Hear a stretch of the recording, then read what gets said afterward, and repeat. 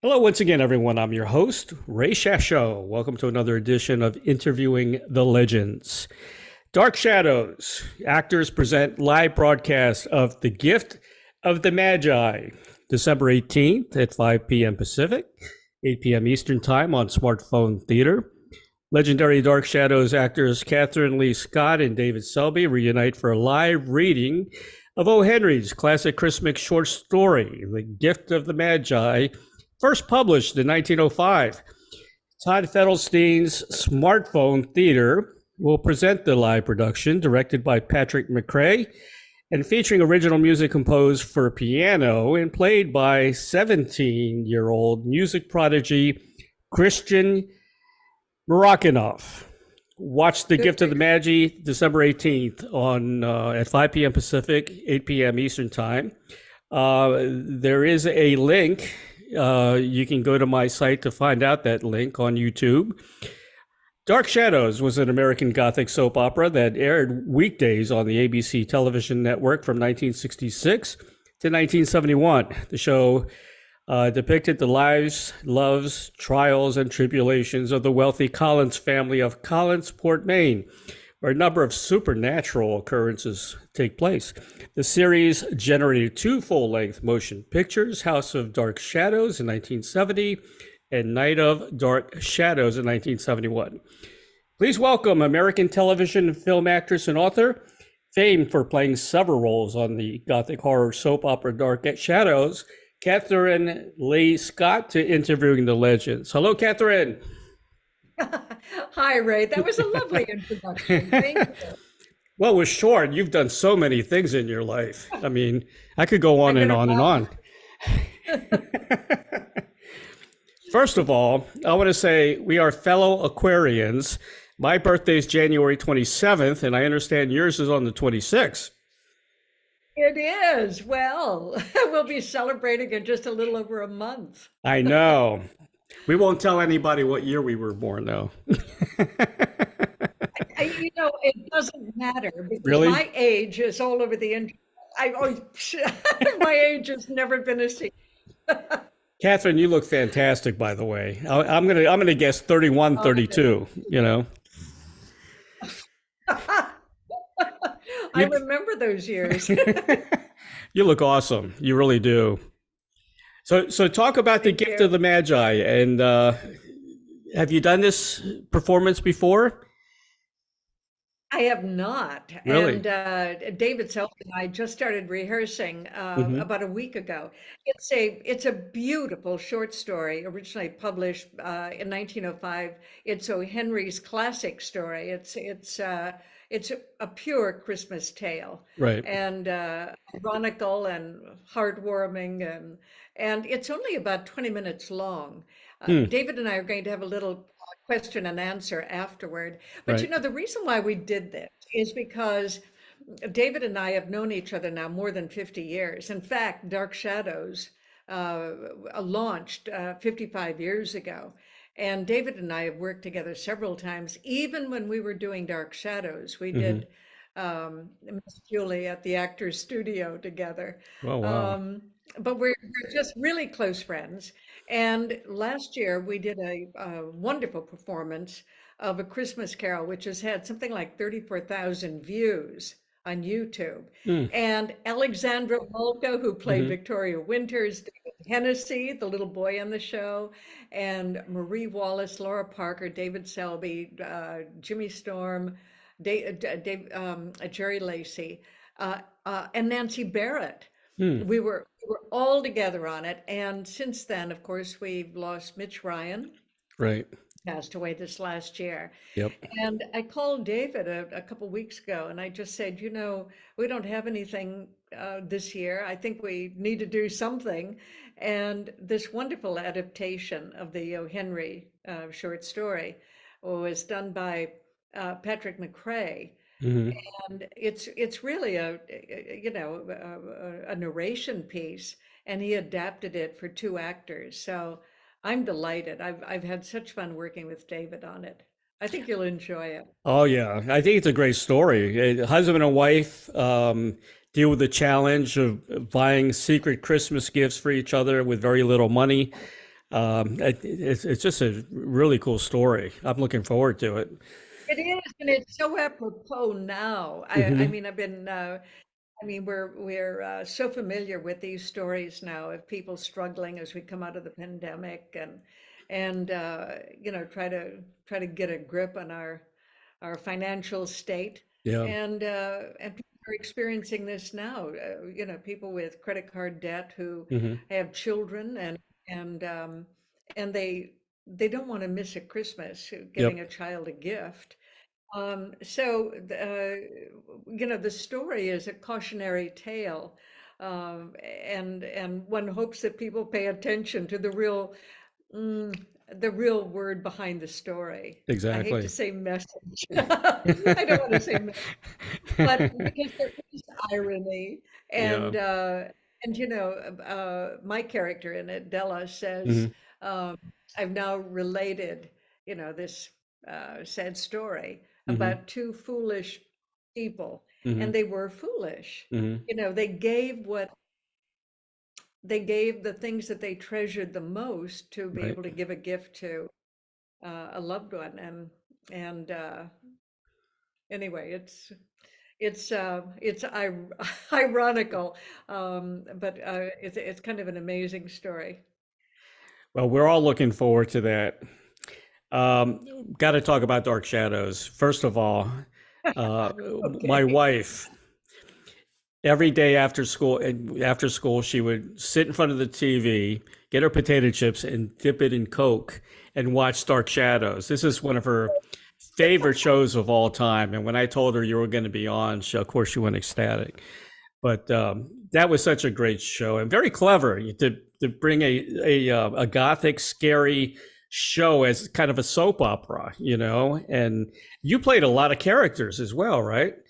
How many characters I did you did. I play? played 4 characters. Yeah, four, and I started out on the very first day. I was in the very first episode, Right. and my first scene was with Alexandra Malka playing Victoria Winters, and she comes into the diner, and I tell her she's a jerk for Mm-hmm. taking this job, Right. work with this eccentric Collins family Yep. in the big house on the hill, and it was a wonderful role. I loved playing Maggie Evans, Mm-hmm. and then.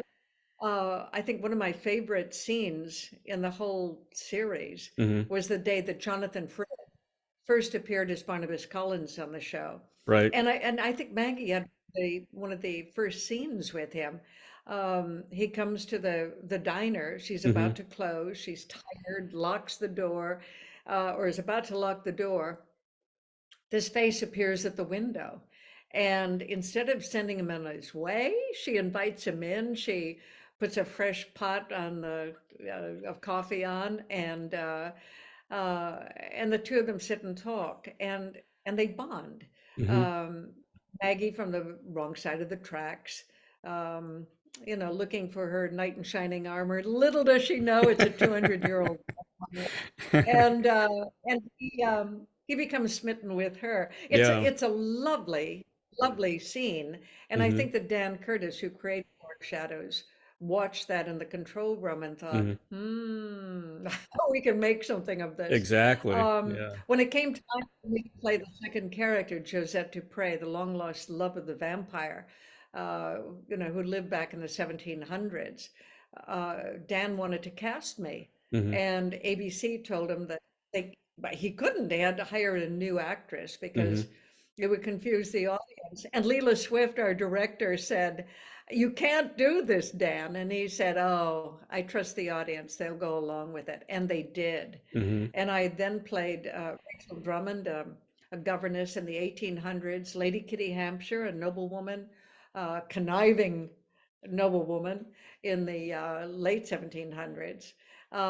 Everybody started playing multiple characters. We functioned as a kind of repertory company. I mean, I think Laura Parker played three characters. David Selby played a couple. Mm. Uh, Even Jonathan Frid.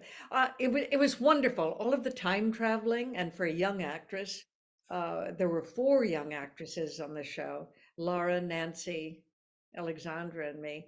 And what a treat to Hmm. put on, the ringlets and Exactly. the ruffles Yeah. and all these wonderful, beautiful costumes and velvet, brocade, satin. It was just it was an absolute dream. You couldn't ask for more fun. And it brings out, believe me, the girl in you. Yeah. Yeah. Um, we just we just loved it. What was it difficult playing four different parts? I mean, usually No, you have to not at focus for all. a part. Now you got to focus for four parts. You know, I think there were only a couple of episodes when Maggie Evans appeared in the same episode as Josette Okay. Dupre. But Yeah. otherwise, we were in a different time period. Everybody was Right. in different costume, different sets. And except for the one set, the Hmm. Collinwood set was always the same. No, it wasn't hard at all. I mean, Hmm. when it was simply developed Yeah. a new character, Right. and no, not hard at all. Challenging and great fun for a young actor. And the Sure. fact that straight out of drama school, and you're working with a legendary actress like Joan Hmm. Bennett, an Academy Award nominee like Grayson Hall, stage actors like Hmm. Mitch Ryan, Thayer David, Right. um, Maurice Blackburn, Louis Edmonds. I mean, it was extraordinary. I mean, it was a master class in acting. How old were you when you first started working in the series? Oh gosh, I was what, 20, I guess, because high school, then I went about 20. Hmm. Wow. Yeah, I mean, it was what a lovely way to start a career. Exactly. I graduated from the American Academy of Dramatic Arts, as Hmm. did Alexandra Molka. Yeah. And most of us, we were, I was, aside from the children on the show, I was probably, uh, I might have been the young, Alexandra and I were probably the youngest on the show, aside from the little 10-year-olds. Hmm. Now, there was supposed to be a sequel, right? Called Curse of Dark Shadows. Is that right? Sequel to the movie, I Um, think. well, we did House of Dark Shadows and then Right. Dark Shadows, which was not as well received. Right. Um, And then and then there were several iterations of Dark Shadows to follow, none of Yes. which I was involved. But there is a very good chance now. There's a marvelous writer, Mark B. Perry, who is working with Amasia, who's a Hmm. production company that have the rights, along with the Dan Curtis's daughters. And we're very close to getting another series going. You're kidding I'm me. hoping Really? that oh, no, no, there's a very good chance. Wow. And if that happens, I'm hoping that some of the original actors will be able to be on the show. When Tim Burton and Johnny Depp Yeah, did Dark Shadows I in saw 2020, that. they Yeah. invited Mara Parker, Hmm. David Selby, Jonathan, and Hmm. because we had starred in the two feature films, to have cameos. Hmm. It was the last thing Jonathan did. He was very ill when we were working, but you know, whatever you think of the film, Hmm. that's beside the point. It was Yeah. completely wonderful Yeah. that they should even think of bringing us back, inviting us to be a part of it. I agree. It was different. It was Tim Burton. That's what he does. Those kinds of I films, know. And I thought he did a great job. And Johnny Depp did a wonderful job as a character, you know. But nothing will come close to the original series. I mean, that was, you know, Well, I watch it uh, today and I'm kind of well, scared. what is it? We ask ourselves all the time. We certainly we certainly had no idea at the time Hmm. that it would last this long. I mean, 50 some years. I mean, that's Yeah. really wonderful. Um, we have many answers. Hmm. Uh, One of them is that we functioned like a repertory company doing Exactly.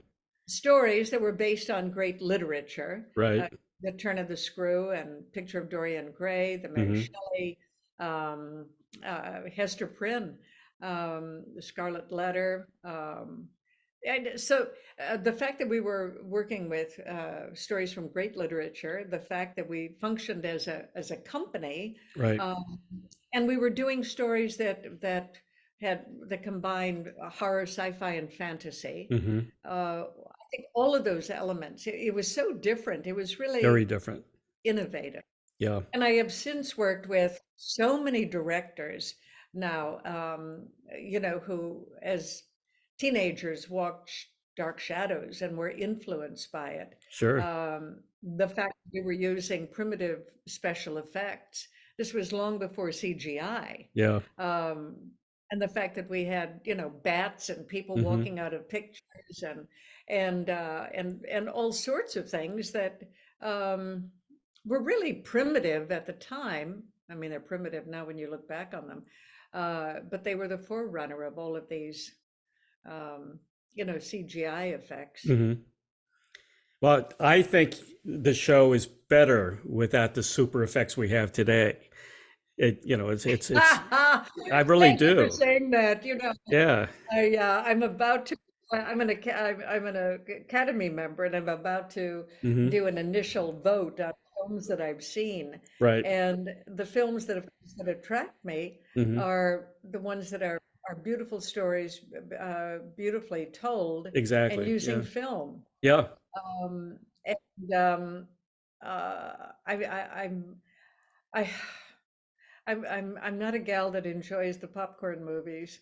Yeah. Um, and the ones that rely entirely on special effects to tell a story. I'm like I you. know they're I'm highly old fashioned. Yeah. I know they make a lot of money, and I think that's wonderful. And there's an audience for Yeah. them, but it's just not appealing to me. You guys started out in black and white and you morphed into color. Is that what happened or Yes. I mean, right. we were at the very, I mean, we were doing live television. That's In right. fact, Taylor Swift won awards Hmm. doing Playhouse 90 and Sylvania and things that your listeners probably haven't a clue what I'm talking about. But it was in the early days of live television. Yeah. And we did everything live. The commercials were fed in live. I mean, That's they were filmed, incredible. but they were fed in when we were doing our live show. And so we had to take a minute break. That's when you change costumes, move to another set, did whatever. Um, but even, I mean, we stood there watching the credits roll. That's amazing. Everything was done Yeah. say by hand. Um, so it was a joy to be Hmm. able to have that experience. Hmm. There's nobody, not even SNL, these things that tout themselves to be live, they're not live Right. in the way that we were. Hmm. Uh, there's a huge, and there was no safety net, Hmm. none whatsoever. And it made it thrilling, and you Yeah. felt like you were doing theater. Sure. And the fact that now we can look back on those shows and realize what you're seeing was once Hmm. live, Yeah. kind of We're, amazing. we're And gonna it, buy the whole you series know, again and look yeah, and start from the beginning. Yeah. When David and I do our reading Hmm. Sunday night, it'll be live. And I anticipate a blooper or two. Yeah. Dark shadow actors always have bloopers. We always have Did some. you have any help reading the script, or was it all memorized What do you mean? when you were doing it live? No. Did you have any? Yeah, Could you? we Did learned the lines and then came in and you had did no them. help? No Yeah, help at all. we get No. Oprah, but that's not really an aid. It's I mean, if things go badly wrong, it's there, but no, I mean to do the work, it's live. Well, even Marlon Brando had help in The Godfather. They had written things on people's clothing and all kinds of stuff to I help him out with know. his lines. You know. I know. I did a television series Hmm. many years ago now, it was the darndest thing I've ever done. I was working with two very well-known, very good actors, Hmm. and both of them had trouble with lines, and there I stood with their lines on my chest. I mean, I was in a close-up, and their lines were on my. It was the dumbest thing in the world, but So I could never be an actor because I couldn't remember my lines. I'm telling you, I, it's very difficult. really, Yeah, the easiest. It's the easiest part of the I don't job. think I can do that. Uh, yeah, but you're associating what you're saying Hmm. with what you're thinking and movement. Uh, it's that's the easy part of it. I think I have an eidetic memory. I can actually read a page and pretty much know it. Hmm. I mean, I really did learn lines by just looking like this and going, uh-huh, Mm. uh-huh, and then they go into your brain, Yeah, and they become a part of. They become spontaneous. They become part of what you do. it's kind of a gift in a way, though. I think it's like singing. You know, it's not everybody can do it. You're taking it Singing for is a granted, gift. but you're good at it. I am fascinated by your books. Okay, I went over and Oh I my looked at God. your I books think are I've probably incredible. They're fantastic. I'm an author too, so I was really intrigued by all the books you've written. Well, first of all, I've always been a writer as well as an Hmm. actor. I've been Yep. from the very beginning. In fact, I almost became a journalist, but then I started getting work as an actor. Hmm. I think I think part of me really is a journalist. That's what I bring to my acting. I think Right. I love research. I love all of that. I love, anyway. Uh, I I started a publishing company 40 years ago now. And I did that because I wanted to write a book about dark shadows, a memoir, before I even knew what a memoir was. And it happened because somebody very close to me on the show, Joel Crothers, passed away in 1985. And I wrote a magazine piece that I was commissioned to do. And when I finished the piece, I just kept writing. I mean, it just poured out of me, and it turned into Dark Shadows Memories. Um, that was the first book I published, but then I started publishing a lot of other books by other authors, all of them nonfiction entertainment related. And uh, and then I wrote The Bunny Years about the 25-year history Yes. of the Playboy clubs because I worked as a Playboy bunny before, Hmm. while I was at the American Academy and before I was on Dark Shadows. So I wrote that book, and then I produced that as a documentary for A&E, 2 hour, 1 hour for BBC, 1 hour for Canadian television, and a couple of my books have been optioned for film. Hmm. I've written 5 novels, Hmm. and I've written maybe I write a lot for AARP, the Ethel now. I've almost one a month, Right. uh, and um, and I love doing that. Uh, and I've written quite a few magazine articles for Opera News, and I've Mm. written for the Daily Beast. Um, so I really am as much a You writer are a as I am journalist. I think I think there's that part, and I turned to fiction. My husband, Hmm. who passed away 12 years Yeah. ago, was very ill for about 4 years. He had a Right. neurological disease called progressive supranuclear palsy, and so I was his caregiver, and I did a lot of writing because it meant I could sit with my laptop next to him, um, and that's when I started to write fiction. In fact, my first book, of fiction, Dark Passages, which was sort of written with it was paranormal um, mystery. Um, was published just 2 months after he passed away. And uh, and then I wrote several books on caregiving and then 4 more novels. And I'm working on one now. Are you really? Oh, that's incredible. And I wrote, they're all everything is on Amazon or Barnes and Noble. Right. But I also wrote the Dark Shadows Return to Collinwood, which Hmm. is the story of 5 decades of Dark Shadows. Here's what I'm afraid of. Okay, these are my What? books, the Rockstar Chronicles. I interview a lot of Written, are legends. they? This is Oh, and these are right, these are are they fiction? Non. yeah. These are interviews I've done with legendary rock stars. Okay, conversations. Ah, Then this is Check the G's is a story about growing up in the family business, which I'm trying to pitch to Hollywood right now. I've been talking to a lot of producers and whatever. So, and then I did a recreation of this book. So I've written 3 books. Here's where I'm afraid. It took me what? 3 years for this one, and off and on about 10 years for this one. I'm afraid my life's going to pass by if I continue to write. You know what I mean? It's kind of scary because you're involved so much with the process, and that's all you think about. And 3 years of your life is boom, it's over. I don't know how you do it because you've Right. written so many. Ray, it's incorporated in your life, and what you're writing comes out of your life. I mean, I, I don't know. I look at it maybe a little differently. Right. Um, I have a boyfriend, and he's a journalist.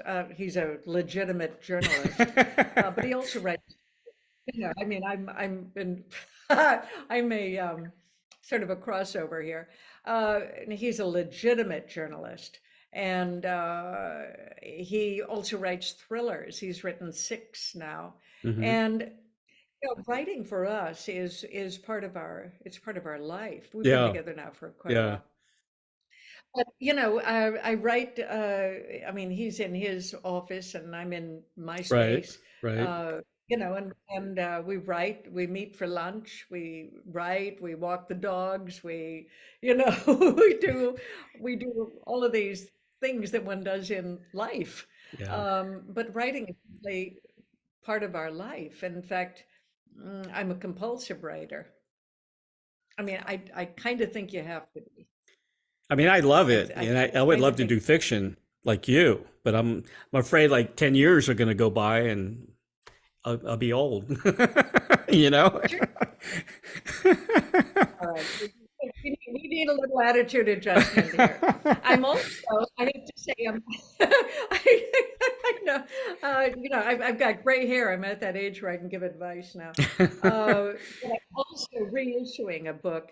My first husband was also a legitimate journalist. Hmm. Um, Ken Martin was a photojournalist with Time Life. Right. And what started out to be a life pictorial on Marcel Marceau became a book. Huh. And Ben passed away in 2017, and Marcel Marceau passed away in 2009. Anyway, I am reissuing Marcel Marceau, Master of Mime, and Marceau's widow, Nancy Coe, is writing Hmm. the introduction to it. Again, it has to do with legacy, which is something that one thinks about more and more as you grow older. And Yeah. um, my second husband, Jeff Miller, was the founding editor of Los Angeles Magazine, the first city Okay. magazine in the country. There are Huh. about 400 city magazines that use the template that he designed when he Hmm. was doing grad work at UCLA. It's in its 62nd year now. Hmm. Um, it's a huge success, but so are all of these city magazines, Right. Chicago, Boston, San Diego, whatever. Hmm. And again, a legitimate journalist. But you do start thinking in terms of legacy. You talk Yeah. about working on something for 10 years, and what do you have? Your Darling, that's legacy. what you have. Yeah. That is your legacy. That's true. It's what you leave behind. It's what you, Yep. uh, you know, I guess that's my long way of True. saying that's your. You know what's weird? I just watched a rerun of Johnny Carson yesterday. Guess who was on the show? Marcel Marceau. Laura Parker. Oh, indeed, He was on he the show. was. That. He was doing his pantomime. It was incredible. You know. Yeah, he was quite remarkable. I Yeah. knew him quite well. And I remember, a couple of wonderful lunches with him. And the Hmm. first time uh, we were living in London. He came Hmm. to our cottage in London, and the cottage was built in 1790. It had an old fireplace with a mantel, and I remember he was he was standing in the middle of the living room, about 3 feet away from the fireplace, and he just did Yeah. that. And I thought, "Oh, did the fireplace move?" Yeah. I mean, he was a delight. He was just wonderful. And by the way, uh, he was a linguist. I remember once sitting he had a little farmhouse outside Hmm. of Paris, Hmm. and we were having lunch there one day, and the phone rang, and he was speaking Russian on the phone, and Really? then he Huh. switched and then switched to German. Yeah. And well, his father was Polish, Hmm. um, and I mean, he spoke wonderful English. Uh, I mean, he was a linguist, and yet he was Yes. a monk. Spoke with silence. Mm. That was his greatest language, I think. Yeah, I think you're right. I want to mention your books. Yeah. You have your fictional character, Meg Harrison, and she's in a couple of books. Um, she's in, Down and Out in Beverly Hills and yep, Jinxed and Hull. Yeah, yeah, yeah. Those yep, are mysteries. yep. And also Jinxed, right? Is another book Yeah. that you read, yeah, with Meg Barnes. And September Girl is my most recent Okay. Of novel, September Girl. And uh, yeah, course, The Dark Shadows, a yep. memoir. The self-help books I can really relate to, okay? My wife and I took care of my mom and dad, both of them. They lived to their late 90s. Uh, So it was us taking care of them for basically over 12 years. Nobody realizes how difficult that is. You give up your life for 12 years basically to take care of your parents. And so I understand exactly what you went through, but it was, of course, it's harder when it's your yeah, husband, you know? yeah. Well, it's hard when it's your parents. Yeah. Um, And my wife's a I nurse. only look. Oh my gosh, she's a Doesn't make it any professional. easier. No, I'll bet it doesn't. Yeah, But the learning curve, when you're caring for somebody with a progressive illness, right. and so many of them are, all the things that you learn, it's quite amazing. It's why I wrote the Good books for on you. caregiving, uh, I give you a lot because of I credit. kept I kept a record, and I realized when my husband passed away that Hmm. I had the template for the book on my laptop. Um, just sort of a daily record of each new normal and how you handle it. And um, yes, I was a volunteer spokesperson for Cure PSP for a number of years, and I really found that worthwhile, Hmm. working with support groups, Right. and giving talks, uh, really of encouragement and just sharing the things that I learned. Um, I really did find that incredibly gratifying. Yeah. I want to mention those books for everybody. Last Dance at the Savoy, Life, Love, and Caring for Someone with Progressive. Is it Supranuclear Palsy? Is that how you pronounce it? Palsy. And that's an audio You can book. call it PSP. PSP. Okay. Yeah, it's an audio. It's Kindle, it's print, and it's audio. And yeah, it's all of that. Yeah. Audio is so good. It's good to. I wish I had my books on audio. I can always do it, I guess. But that's similar to Lou Gehrig's Well, disease, I you're guess. set up Yeah. for it. Look at you. Yeah. Yeah. And then you have Now With You, Now Without, your journey through life and loss, which, you know, these are very I important did all of books. my books on audio. I have a, Hmm. I have a, my kid brother is blind, you know, he has a computer that talks to him, and he, you Hmm. know, listens to audio books.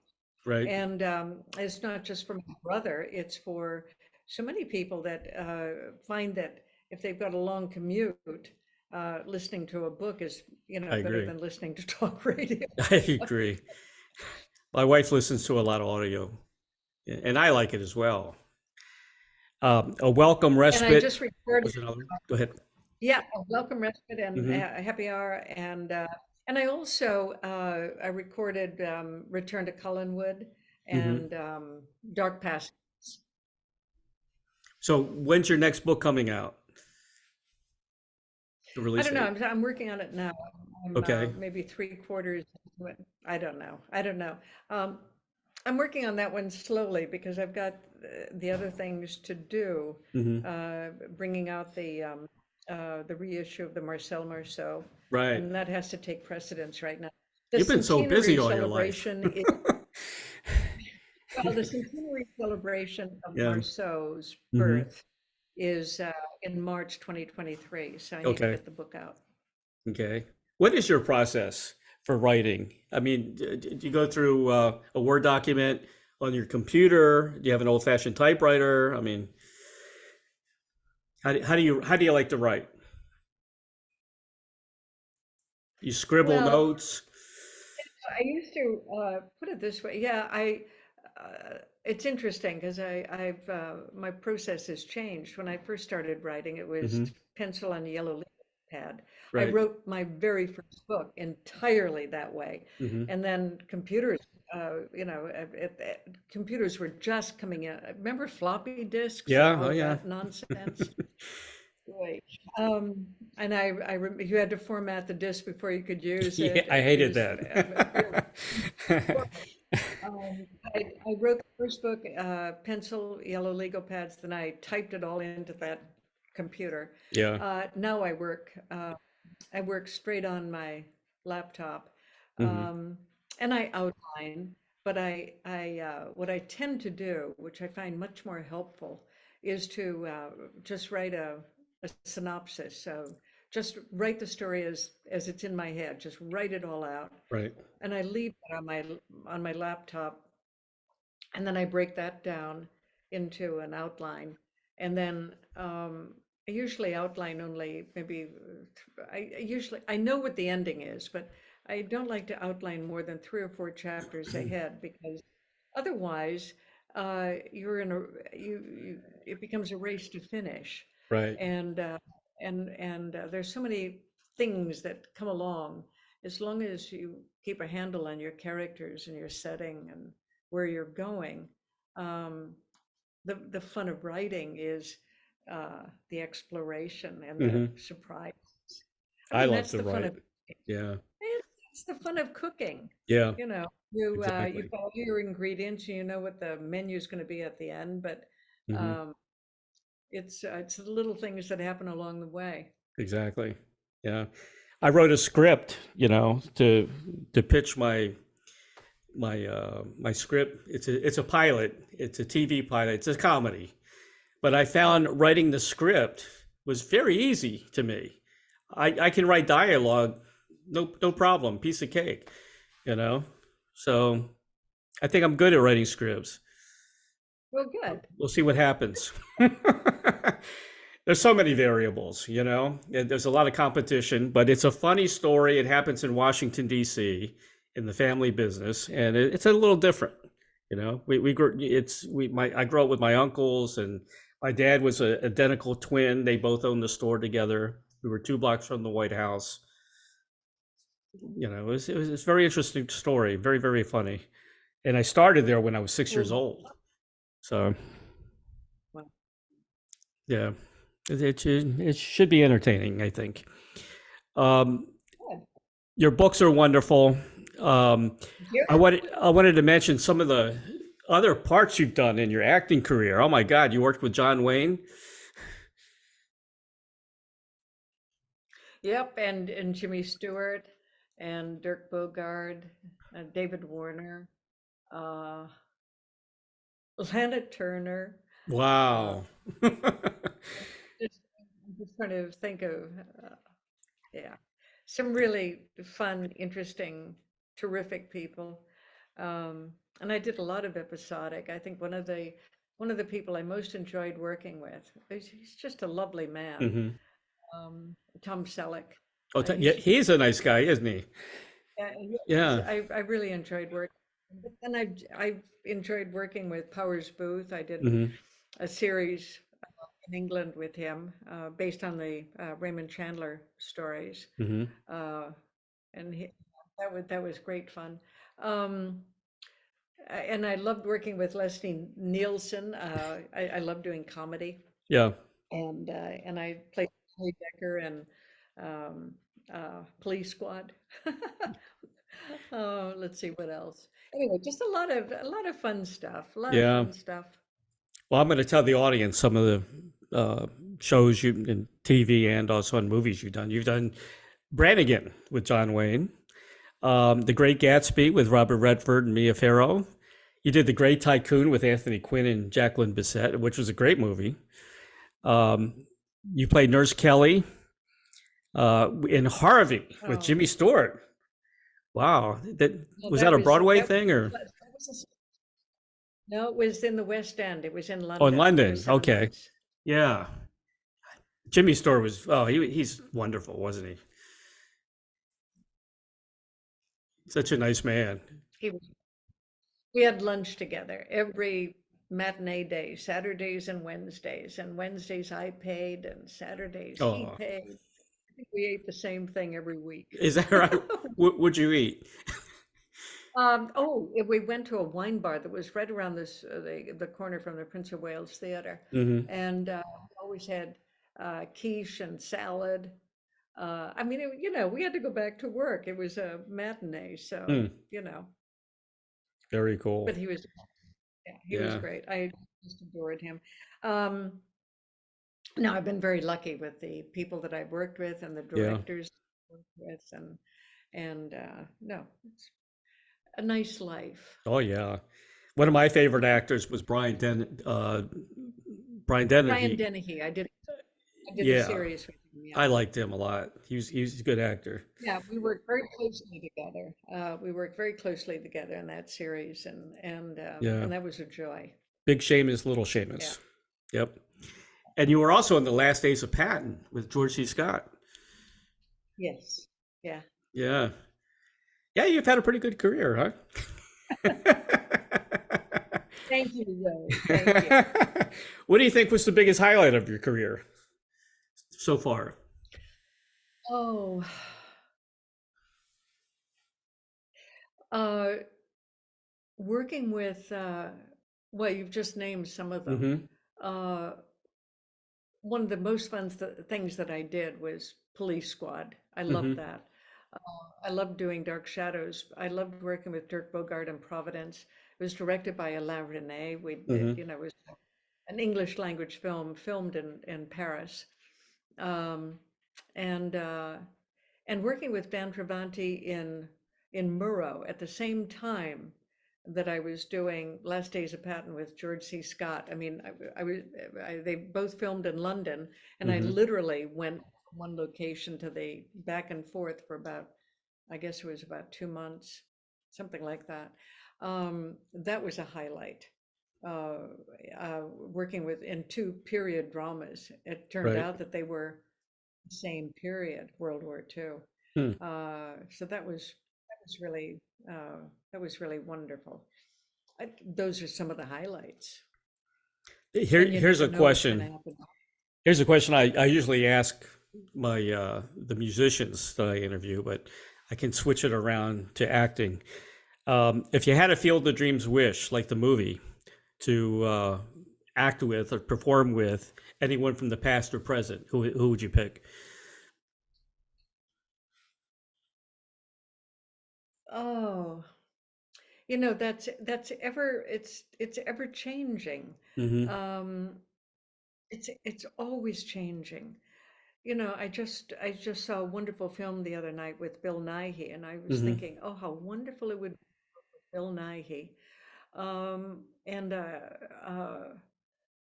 oh gosh, there.